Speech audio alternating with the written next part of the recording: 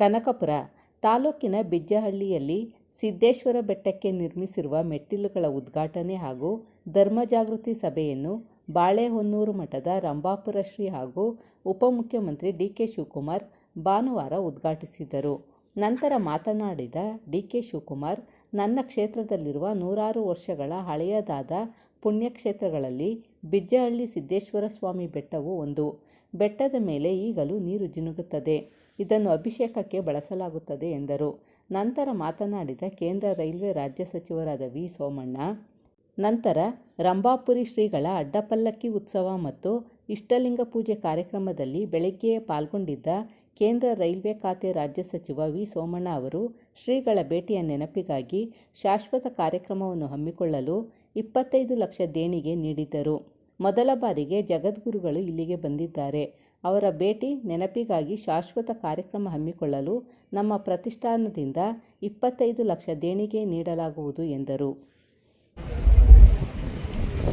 ನಮ್ಮ ಬಾಳೆಹೊನ್ನೂರು ಪೀಠದ ಜವಾಬ್ದಾರಿಯನ್ನು ವಹಿಸಿಕೊಂಡು ಆದಮೇಲೆ ಹಾದಿಯನ್ನು ತುಳಿತಾ ಇರ್ತಕ್ಕಂಥ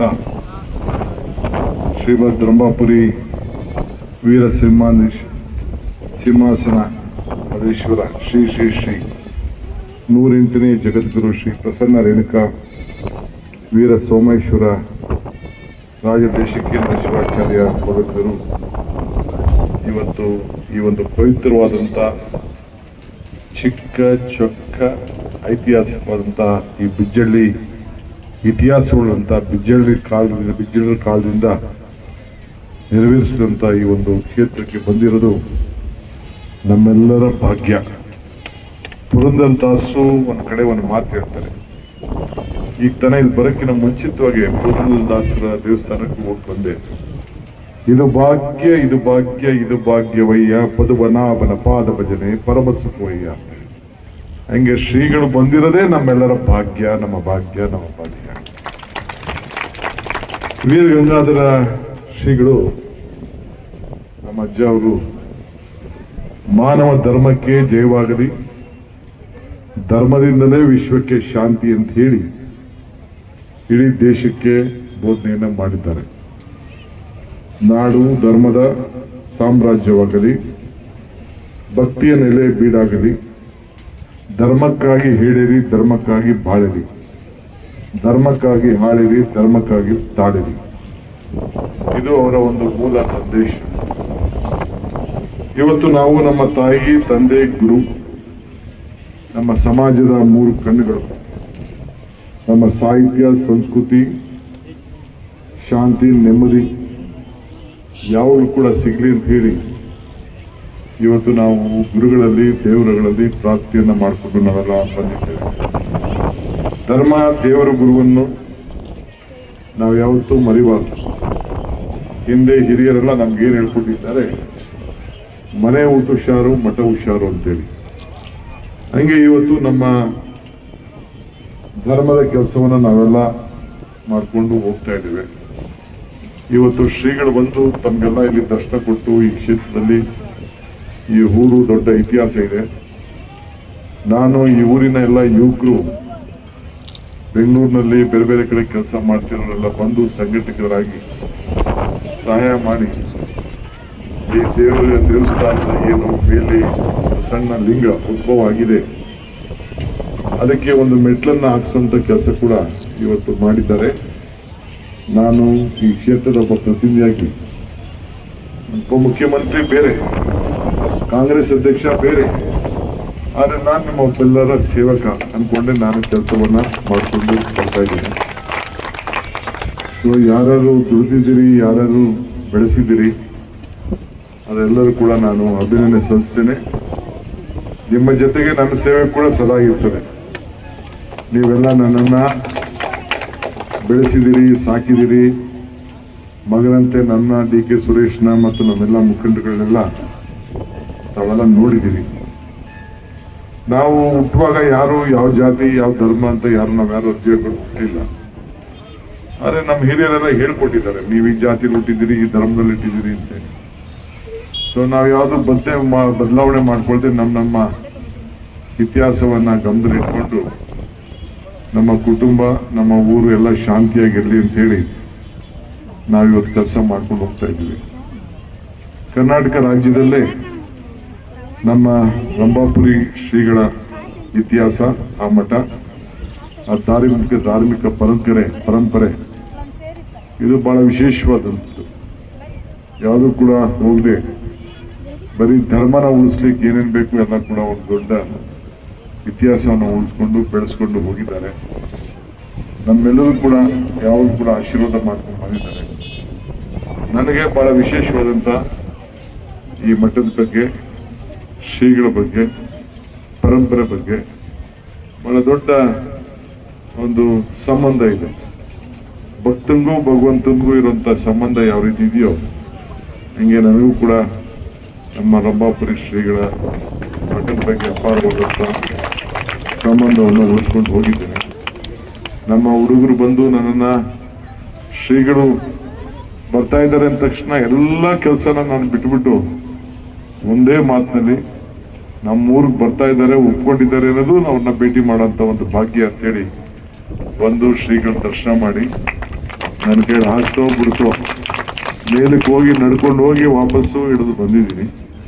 ಬಹಳ ಸಂತೋಷ ಆಗಿದೆ. ಮುಂದದ ಕೆಲಸ ಎಲ್ಲ ನಾನೇನು ಮಾಡಿಸ್ಬೇಕಾಗಿಲ್ಲ, ದೇವರ ಕರುಣೆ ಇದೆ. ನಮ್ಮ ಎಲ್ಲ ಅಧಿಕಾರಿಗಳು ನಿಮ್ಗೆ ಸಹಕಾರ ಕೊಟ್ಟಿದ್ದಾರೆ, ಇದನ್ನು ಮುಂದುವರ್ಸ್ಕೊಂಡು ಹೋಗ್ತಾರೆ. ಒಳ್ಳೆ ಅಧಿಕಾರಿಗಳು ಅರಣ್ಯ ಇಲಾಖೆಯಲ್ಲಿ, ರೆವಿನ್ಯೂ ಇಲಾಖೆಯಲ್ಲಿ, ಬೇರೆ ಬೇರೆ ಎಲ್ಲ ಏನು ಇದೆಯೋ ಅವನ್ನೆಲ್ಲ ಮುಂದುವರ್ಸ್ಕೊಂಡು ಹೋಗಿ. ಆದರೆ ತಾಳ್ಮೆಯಿಂದ ಉಪಕಾರ ಸ್ಮರಣೆ ಇಲ್ಲದೆ ನೀವು ಯಾರೆಲ್ಲ ಬದುಕಬೇಕು. ಕೆಲವರೆಲ್ಲ ತಪ್ಪಾರಿಗೆ ಎಳಿಲಿಕ್ಕೆ ಪ್ರಯತ್ನ ಮಾಡ್ತಾರೆ. ತಪ್ಪಾರಿಗೆ ಎಳೆಯವ್ರು ಯಾರು ಇಂಥ ಕೆಲಸ ಏನು ಮಾಡೋದಿಲ್ಲ. ಇದನ್ನೆಲ್ಲ ಗಮನ ಇಟ್ಕೊಡಿ. ನಿಮ್ಮ ತಾಲೂಕು ಹೆಂಗಿತ್ತು, ಈಗ ಹೆಂಗಿದೆ, ನಿಮ್ಮ ಇತಿಹಾಸ. ಈಗ ನೀವೆಲ್ಲ ಬೆಂಗಳೂರು ದಕ್ಷಿಣ ಜಿಲ್ಲೆಯವರು, ಒಂದು 3-4 ಕಿಲೋಮೀಟರ್ ಆದ್ಮೇಲೆ ತಮಿಳುನಾಡು ಭಾಗ. ಅದಾದ್ಮೇಲೆ ಅಲ್ಲಿವರೆಗೂ ಕೂಡ ಬೆಂಗಳೂರು ಜಿಲ್ಲೆಗೆ ನಾವೆಲ್ಲ ಆ ಹೆಸರು, ಆ ಗೌರವ, ಪರಂಪರೆಯನ್ನು ಉಳಿಸ್ಕೊಂಡು ನಾವೆಲ್ಲ ಬೆಳೆಸ್ಕೊಂಡು ಹೋಗೋಣ. ಬಹಳ ಸಂತೋಷ ನೀವೆಲ್ಲ ಬಂದು ಈ ಪವಿತ್ರವಾದಂಥ ಕಾರ್ಯಕ್ರಮದಲ್ಲಿ, ಧಾರ್ಮಿಕವಾದ ಕಾರ್ಯಕ್ರಮದಲ್ಲಿ ಪಾಲ್ಗೊಂಡಿದ್ದೀರಿ. ನಾನು ಆಗಾಗ ಒಂದು ಮಾತು ಹೇಳ್ತಾ ಇರ್ತೀನಿ, ಧರ್ಮ ಯಾವುದಾದರೂ ತತ್ವ ಒಂದೇ, ನಾಮ ನೂರಾದರೂ ದೈವ ಒಂದೇ, ಪೂಜೆ ಯಾವುದಾದರೂ ಭಕ್ತಿ ಒಂದೇ, ಕರ್ಮ ಯಾವುದಾದರೂ ನಿಷ್ಠೆ ಒಂದೇ, ದೇವನೊಬ್ಬ ನಾಮ ಹಲವು. ಹಂಗೆ ಶಿವನ ವಿವಿಧ ಹೆಸರಿನಲ್ಲಿ ಕರೀತೇವೆ. ಶಂಕರ ಅಂತೀವಿ, ಮಹಾದೇವ ಅಂತೀವಿ, ಶಿವಶಂಕರ ಅಂತೀವಿ.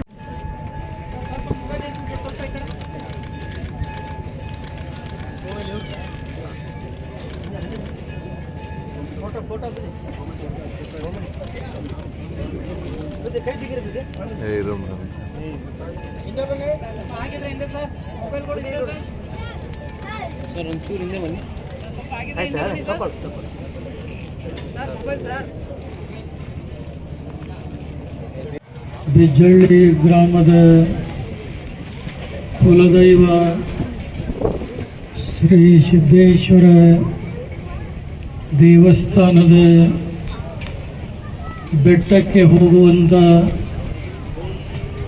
ದಾರಿಗೆ ಮೆಟ್ಟಿಲುಗಳ ನಿರ್ಮಾಣ ಮಾಡಿ ಇಂದು ಉದ್ಘಾಟನೆಯ ಅಪೂರ್ವ ಸಮಾರಂಭದಲ್ಲಿ ಪಾಲ್ಗೊಂಡಿರುವ ಶಿವಯೋಗಿ ಸ್ವರೂಪರು, ಪೀಠಾಭಿಮಾನಿಗಳಾದಂಥ ಎಲ್ಲ ಮಠಗಳ ಶ್ರೀಗಳವರೇ, ತ್ರಿಕಾಲ ವಂದನೆಯ ಲಿಂಗೈಕ್ಯ ಶ್ರೀಮದ್ ರಂಭಾಪುರಿ ವೀರಗಂಗಾಧರ ಜಗದ್ಗುರುಗಳವರ ಮಾನಸ ಸುಪುತ್ರರಾದ ಕರ್ನಾಟಕ ಕಾಂಗ್ರೆಸ್ ಸಮಿತಿಯ ಗೌರವಾನ್ವಿತ ಅಧ್ಯಕ್ಷರು ಮತ್ತು ಕರ್ನಾಟಕ ರಾಜ್ಯದ ಕ್ರಿಯಾಶೀಲ ಉಪಮುಖ್ಯಮಂತ್ರಿಗಳಾದಂಥ ಸನ್ಮಾನ್ಯ ಶ್ರೀ ಡಿ.ಕೆ. ಶಿವಕುಮಾರ್ ಅವರೇ, ವೇದಿಕೆಯ ಮೇಲಿರುವಂಥ ಗಣ್ಯಮಾನ್ಯರೇ, ಸುದ್ದಿ ಮಾಧ್ಯಮದ ಪ್ರತಿನಿಧಿಗಳವರೇ, ಸಮಾರಂಭದಲ್ಲಿ ಪಾಲ್ಗೊಂಡಿರುವ ಸಮಸ್ತ ಧರ್ಮಾಭಿಮಾನಿಗಳೇ, ತಾಯಂದಿರೇ ಮತ್ತು ಮಕ್ಕಳೇ, ಬಿಜ್ಜಳ್ಳಿ ಗ್ರಾಮದ ಚಾರಿತ್ರಿಕ ಇತಿಹಾಸದಲ್ಲಿ ಇಂದು ಅವಿಸ್ಮರಣೀಯವಾದಂಥ ಸುದಿನ ಅಂತೇಳಿದರೆ ತಪ್ಪಾಗಲಾರದು. ಹಿಂದೆಂದೂ ಕೂಡ ಈ ಬಿಜ್ಜಳ್ಳಿ ಗ್ರಾಮದಲ್ಲಿ ಜಗದ್ಗುರುವರ ಅಡ್ಡಪಲ್ಲಕ್ಕಿ ಮಹೋತ್ಸವ ಆಗಲಿ, ಇಷ್ಟಲಿಂಗ ಮಹಾಪೂಜೆ ಆಗಲಿ ನಡೆದಂಥ ದಾಖಲೆಗಳು ಇಲ್ಲ. ಆದರೆ ಇವತ್ತು ಸಿದ್ದೇಶ್ವರ ದೇವಸ್ಥಾನಕ್ಕೆ ಹೋಗುವಂಥ ದಾರಿಗೆ ಮೆಟ್ಟಿಲುಗಳನ್ನು ನಿರ್ಮಾಣ ಮಾಡಿ ಅದರ ಉದ್ಘಾಟನೆ ನಿಮಿತ್ತ ಮಾಡಿ ಇವತ್ತು ರಂಭಾಪುರಿ ಜಗಗಳನ್ನು ಕೂಡ ಬರಮಾಡಿಕೊಂಡಿದ್ದೀರಿ. ಇದೇ ಸಂದರ್ಭದಲ್ಲಿ ಇದೇ ಭಾಗದವರಾಗಿ ಇಡೀ ರಾಜ್ಯದ ಜನತೆಗೆ ಕಣ್ಮಣಿಗಳಾಗಿ ಈ ರಾಜ್ಯದ ಉಪಮುಖ್ಯಮಂತ್ರಿಗಳಾಗಿ ಸನ್ಮಾನ್ಯ DK ಶಿವಕುಮಾರ್ ಅವರು ಕೂಡ ಇದೇ ಸಂದರ್ಭದಲ್ಲಿ ಇಲ್ಲಿ ಆಗಮಿಸಿ ತಮ್ಮೆಲ್ಲರಿಗೆ ಹೃದಯಪೂರ್ವಕವಾದಂಥ ಭಾವನೆಗಳು ತುಂಬಿದಂಥ ಅಂತರಂಗದ ಅನೇಕ ವಿಚಾರಗಳನ್ನು ನಿಮ್ಮೆಲ್ಲರ ಜೊತೆಗೆ ಹಂಚಿಕೊಂಡಿದ್ದಾರೆ. ಬಹುಶಃ ತಾವೆಲ್ಲ ನೋಡ್ತಾ ಇದ್ದೀರಿ, ಶ್ರೀಮದ್ ರಂಭಾಪುರಿ ಧರ್ಮಪೀಠ ಪರಂಪರೆಯಲ್ಲಿ 119ನೆಯ ಪೀಠಾಧೀಶ್ವರರಾಗಿ ಈ ನಾಡಿಗೆ ಮಾನವ ಧರ್ಮಕ್ಕೆ ಜಯವಾಗಲಿ, ಧರ್ಮದಿಂದಲೇ ವಿಶ್ವಕ್ಕೆ ಶಾಂತಿ ಅಂತೇಳಿ ಸಾರಿದಂಥ ಭಾವೈಕ್ಯತೆಗೆ ಹೊಸ ಅರ್ಥವನ್ನು ಕೊಟ್ಟಂಥ ಶ್ರೀಮದ್ ರಂಭಾಪುರಿ ವೀರಗಂಗಾಧರ ಜಗದ್ಗುರುವರಲ್ಲಿ ಸನ್ಮಾನ್ಯ ಉಪಮುಖ್ಯಮಂತ್ರಿಗಳಾದ ಶ್ರೀ DK ಶಿವಕುಮಾರ್ ಅವರು ಇಟ್ಟಂಥ ಭಕ್ತಿ, ಶ್ರದ್ಧೆ, ಅಭಿಮಾನ ಅವುಗಳನ್ನು ಯಾವುದೇ ಶಬ್ದಗಳಿಂದ ವರ್ಣನೆಯನ್ನು ಮಾಡಲಿಕ್ಕೆ ಸಾಧ್ಯವಾಗುವುದಿಲ್ಲ. ಅವರ ಜೀವನದಲ್ಲಿ ಬಂದಂಥ ಅನೇಕ ಕಷ್ಟ ಕಾರ್ಪಣ್ಯಗಳಾಗಲಿ, ಬಂದಂಥ ಸಮಸ್ಯೆಗಳಾಗಲಿ ಏನಾದರೂ ಪರಿಹಾರ ಆದಂಥ ಸಂದರ್ಭದಲ್ಲಿ ಅವರು ಯಾವಾಗಲೂ ಅವರ ಆಶೀರ್ವಾದದಿಂದ ಬೆಟ್ಟದಂಥ ಸಮಸ್ಯೆಗಳು ಮಂಜಿನಂತೆ ಕರಗಿ ಮಾಯವಾಗಿ ಹೋದು ಅನ್ನುವಂಥ ಒಂದು ಭಾವನೆಯನ್ನು ಅನೇಕ ಸಂದರ್ಭಗಳಲ್ಲಿ ವ್ಯಕ್ತಪಡಿಸಿದ್ದನ್ನು ತಾವೆಲ್ಲ ಕಂಡಿದ್ದೀರಿ.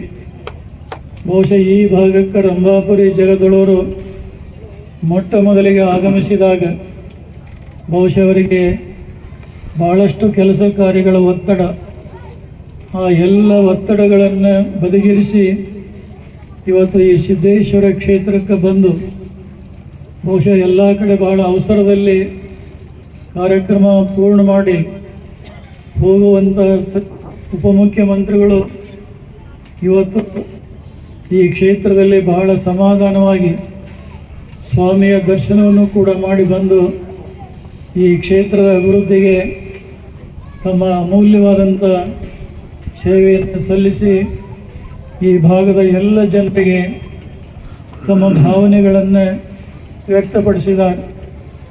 ನಿಜವಾಗಲೂ ಧರ್ಮ ಹಲವಾದರೂ ಆಯಾ ಧರ್ಮಗಳ ಆಚರಣೆಗಳು ಬೇರೆ ಬೇರೆ ಆದರೂ ಆ ಎಲ್ಲ ಧರ್ಮಗಳ ಕೊನೆ ಗುರಿ ಏನಿದೆ ಅದು ಮಾನವ ಕಲ್ಯಾಣವೇ ಆಗಿದೆ ಹೊರತು ಬೇರೇನೂ ಕೂಡ ಅಲ್ಲ. ಆ ಕಾರಣದಿಂದ ಶ್ರೀಮದ್ ರಂಭಾಪುರಿ ವೀರಗಂಗಾಧರ ಜಗದ್ಗುರುಗಳು ತಮ್ಮ ಮಾನವ ಧರ್ಮಗೀತೆಯಲ್ಲಿ ಒಂದು ಮಾತನ್ನು ಹೇಳಿದರು. ರೇಣುಕ ಶಂಕರ ಮಧ್ವರ ಮಾನುಜ ಬುದ್ಧ, ಮಹಾವೀರ, ನಾನಕ, ಯೇಸು ಕ್ರಿಸ್ತ ಪೈಗಂಬರರೊರೆದ ಸನಾತನ ಬೇರೆ ಆದರೂ ಆ ಎಲ್ಲ ಧರ್ಮಗಳ ಕೊನೆ ಗುರಿ ಏನಿದೆ ಅದು ಮಾನವ ಕಲ್ಯಾಣವೇ ಆಗಿದೆ ಹೊರತು ಬೇರೇನೂ ಕೂಡ ಅಲ್ಲ. ಆ ಕಾರಣದಿಂದ ಶ್ರೀಮದ್ ರಂಭಾಪುರಿ ವೀರಗಂಗಾಧರ ಜಗದ್ಗುರುಗಳು ತಮ್ಮ ಮಾನವ ಧರ್ಮಗೀತೆಯಲ್ಲಿ ಒಂದು ಮಾತನ್ನು ಹೇಳಿದರು. ರೇಣುಕ, ಶಂಕರ, ಮಧ್ವರ, ಮಾನುಜ, ಬುದ್ಧ, ಮಹಾವೀರ, ನಾನಕ, ಯೇಸು ಕ್ರಿಸ್ತ ಪೈಗಂಬರರೊರೆದ ಸನಾತನ ಧರ್ಮಕ್ಕೆ ಜಯವಾಗಲಿ ಅಂತ. ರೇಣುಕರನ್ನು ಮೊದಲು ಮಾಡಿ ಎಲ್ಲ ಪ್ರಾಚೀನ ಆಚಾರ್ಯರ ಜಾಗತಿಕ ಧರ್ಮಗಳ ಪ್ರವಾದಿಗಳ ಹೆಸರುಗಳನ್ನು ಸಂಯುಕ್ತವಾಗಿ ಸಮಾಜಕ್ಕೆ ಕರೆಕೊಟ್ಟಂಥವ್ರು.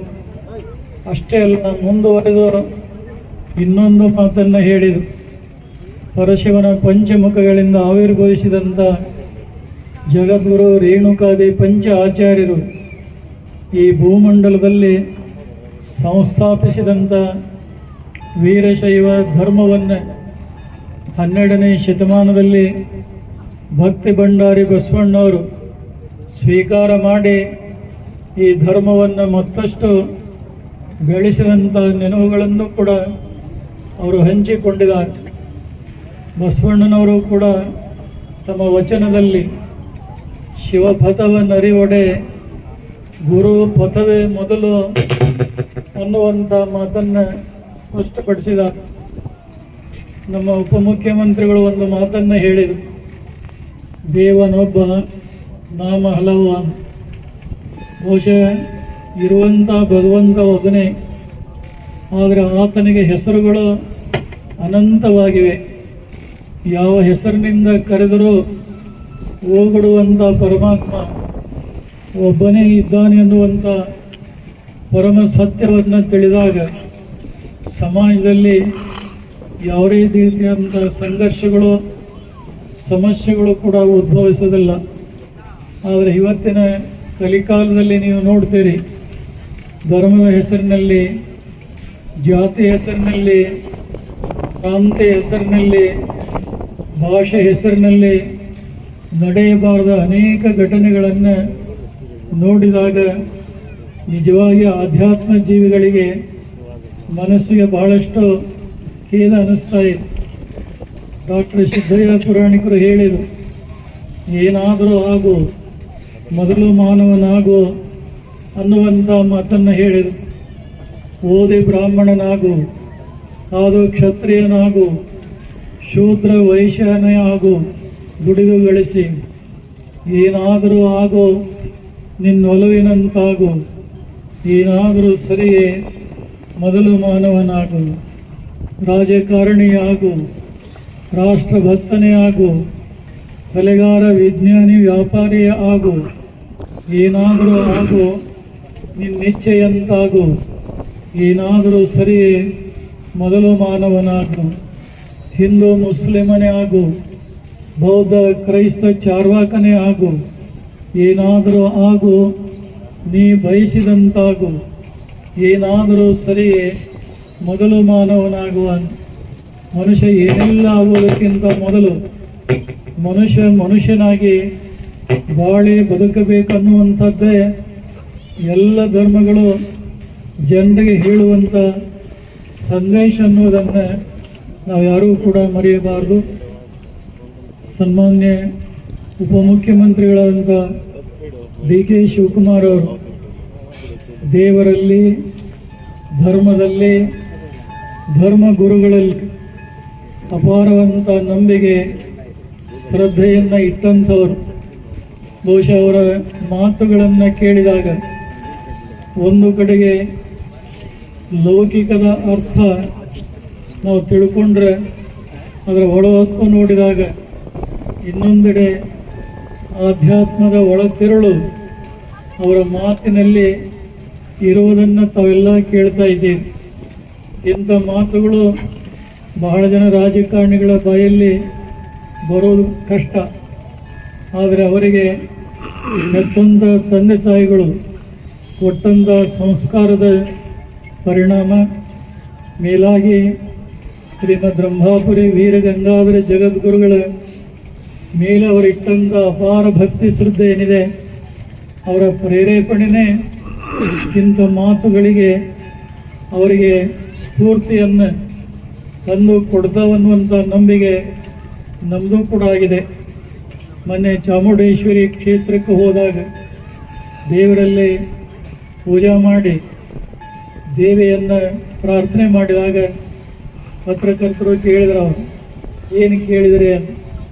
ಅವ್ರು ಹೇಳಿದರು, ಪೂಜೆ ಫಲ ಸಿಗೋದು ಬಿಡೋದು ಎರಡನೇ ಮಾತು, ಆದರೆ ನಾನು ದೇವರಲ್ಲಿ ಪ್ರಾರ್ಥನೆ ಏನು ಮಾಡಿದ್ದೇನೆ ಆ ಪ್ರಾರ್ಥನೆ ಯಾವತ್ತೂ ಖುಷಿ ಆಗೋದಿಲ್ಲ, ಆ ನಂಬಿಕೆ ನನಗಿದೆ ಅಂತ. ಇದುವೇ ನಿಜವಾಗಿ ಮನುಷ್ಯನಲ್ಲಿರಬೇಕಾದಂಥ ಶ್ರೇಷ್ಠ ಗುಣ. ಬಹುಶಃ ಕರ್ನಾಟಕ ರಾಜ್ಯದಲ್ಲಿ ಕಾಂಗ್ರೆಸ್ ಪಕ್ಷಕ್ಕೆ ಒಂದು ಹೆಚ್ಚು ಶಕ್ತಿ ತಂದು ಕೊಟ್ಟಂಥವ್ರು ಯಾರಾದರೂ ಇದ್ದರೆ ಸನ್ಮಾನ್ಯ DK ಶಿವಕುಮಾರ್ ಅಂತ ಹೇಳಲಿಕ್ಕೆ ಹೆಮ್ಮೆ ಅನ್ನಿಸ್ತಾ ಇದೆ. ಯಾಕೆಂದರೆ ಅವರು ಪಕ್ಷದ ಅಧ್ಯಕ್ಷರಾದ ನಂತರ ಆ ಪಕ್ಷದ ಒಂದು ಕ್ರಿಯಾಶೀಲತೆ ಎಷ್ಟು ಚುರುಕಾಗಿ ಮಾಡಿದರು. ಬಹುಶಃ ಚುನಾವಣೆ ನಂತರದಲ್ಲಿ ಬಹುಶಃ ಅವರಿಗೆ ಆ ಉನ್ನತ ಸ್ಥಾನ ಲಭ್ಯ ಆಗಬೇಕಾಗಿತ್ತು. ಆದರೆ ಕೇಂದ್ರದ ವರಿಷ್ಠರ ಒಂದು ಭಾವನೆಗಳನ್ನು ಮನ್ನಿಸಿ ಏನವರ ಉದಾರ ಭಾವನೆಯಿಂದ ಉಪಮುಖ್ಯಮಂತ್ರಿ ಸ್ಥಾನವನ್ನು ಅಲಂಕರಿಸಿ ಉತ್ತಮವಾಗಿ ಕಾರ್ಯವನ್ನು ಮಾಡ್ತಾ ಇದ್ದಾರೆ.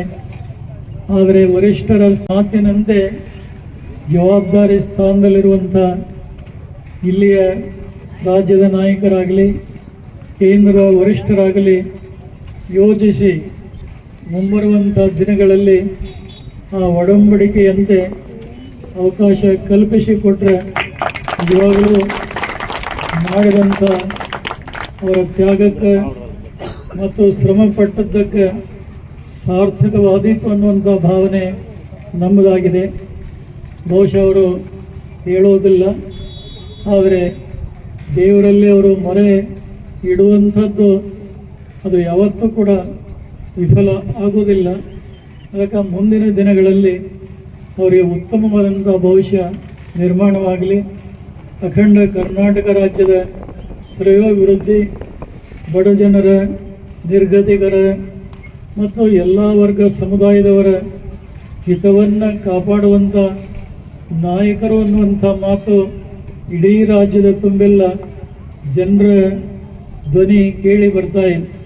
ಕೆಲವು ರಾಜಕಾರಣಿಗಳು ಸಮಾಜದಲ್ಲಿ ಜಾತಿಗಳ ಮಧ್ಯೆ ಸಂಘರ್ಷವನ್ನು ಹುಟ್ಟು ಹಾಕುವಂಥ ಎಷ್ಟೋ ಜನ ಇದ್ದಾರೆ.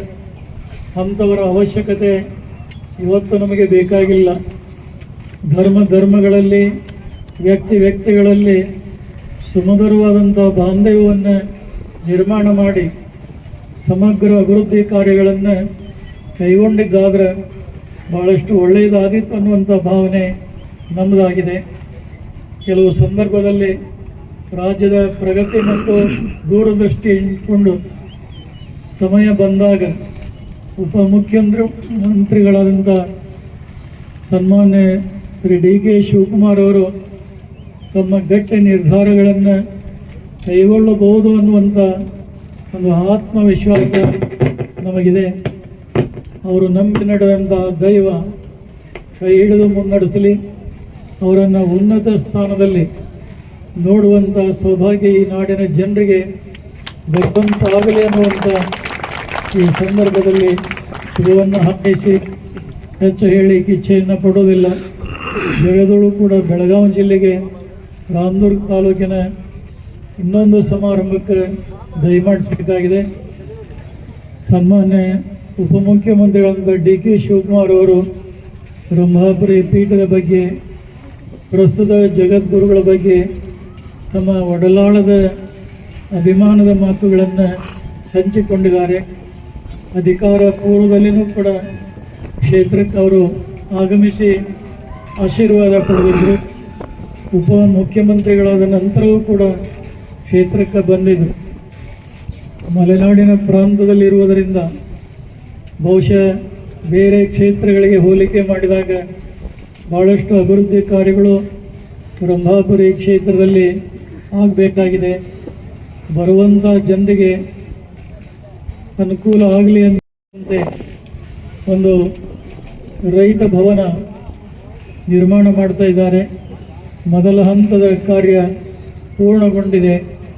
ಎರಡನೇ ಹಂತದ ಕಾರ್ಯ ಅದು ಚಾಲನೆಯನ್ನು ಕೊಟ್ಟು ಆದಷ್ಟು ಬೇಗನೆ ಪೂರ್ಣಗೊಳಿಸಿದರೆ ಬರುವಂಥ ದಿನಗಳಲ್ಲಿ ಸಾರ್ವಜನಿಕ ಬಳಕೆಗೆ ಅದನ್ನು ಲೋಕಾರ್ಪಣೆ ಮಾಡಲಿಕ್ಕೆ ಅನುಕೂಲ ಆದೀತು ಅನ್ನುವಂಥ ಒಂದು ಮಾತನ್ನು ಸೂಚ್ಯವಾಗಿ ಅವರ ಗಮನಕ್ಕೆ ತಂದು ಒಟ್ಟಾರೆ ಇಷ್ಟೆಲ್ಲ ಒತ್ತಡದ ಮಧ್ಯೆಯೂ ಕೂಡ ನಿಮ್ಮೆಲ್ಲರ ಅಭಿಮಾನ ಇವತ್ತು ಅವರನ್ನು ಇಲ್ಲಿಗೆ ಬರುವಂತೆ ಮಾಡಿದೆ.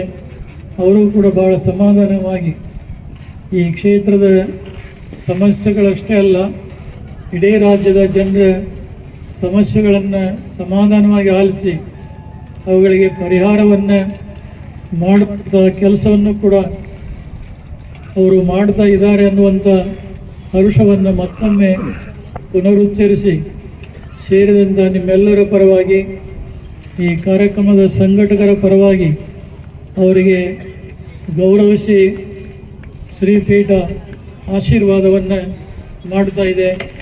ಇದಕ್ಕಿಂತ ಹೆಚ್ಚಿಗೆ ಹೇಳುವಂಥದ್ದೇನೂ ಇಲ್ಲ. ನಿಮ್ಮೆಲ್ಲರ ಅಭಿಮಾನ ನಮ್ಮ ನಾಯಕರ ಮೇಲೆ ಅನವರತ ಕಾಲ ಇರಲಿ. ಕೆಲವು ಸಂದರ್ಭದಲ್ಲಿ ಮನುಷ್ಯ ದುಡುಕಿ ತೊಂದರೆ ತಾಪತ್ರಯಿಗೆ ಈಡಾಗುವಂಥ ಸಂದರ್ಭಗಳನ್ನು ನೋಡ್ತೀರಿ.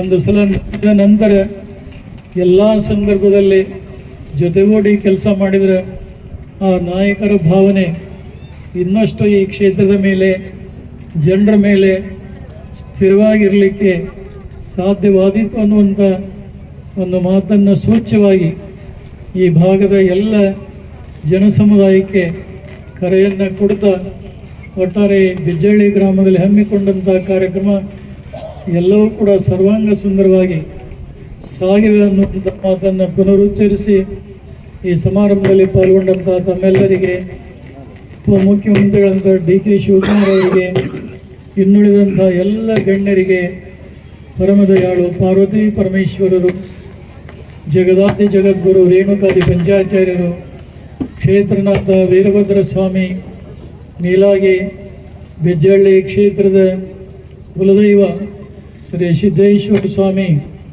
ನಿಮ್ಮೆಲ್ಲರಿಗೂ ಆಯುಷ್ಯ, ಆರೋಗ್ಯ, ಭಾಗ್ಯ, ಸುಖ ಸಂಪದಗಳನ್ನು ಕೊಡಲಿ ಅಂತೇಳಿ ಹಾರೈಸಿ ಈ ಸಂದೇಶಕ್ಕೆ ವಿರಾಮ ಕೊಟ್ಟಿದ್ದೇವೆ. ಶಿವಂ ಭೂಯಾತ್.